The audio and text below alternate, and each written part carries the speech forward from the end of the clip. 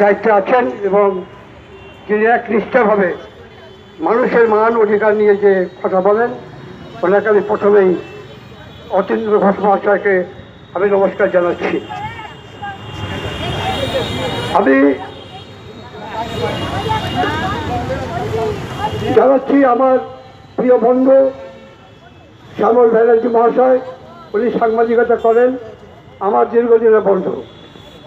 আশা করি পানিহাটিতে আমাদের এই মঞ্চের সামনে, অর্থাৎ অভয়া মঞ্চ, যে মঞ্চ সারা ভারতবর্ষ নয় সারা পৃথিবী অভয়ের নাম জানেন, সেই অভয়কেও শ্রদ্ধা জানিয়ে আমি দু চারটে কথা বলব।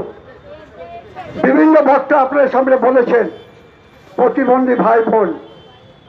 প্রতিবন্ধী ভাই বোন আমাদের পরিবারের লোক।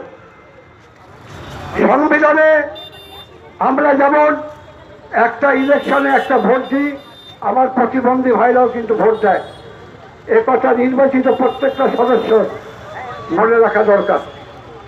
আমি পানিহাটির বুকে দাঁড়িয়ে বলছি যে প্রতিবন্ধী ভাইদের ভোটারদের যে সংগঠন যেখানে যেরকম ধরনেরই লড়াই করবে,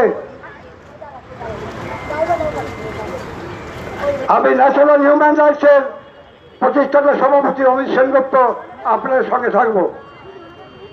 আমরা জানি যে ভারতবর্ষের মাটিতে যে কথা আমাকে পাশের একজন বন্ধু বললেন, অন্যান্য রাজ্যে যদি 5,000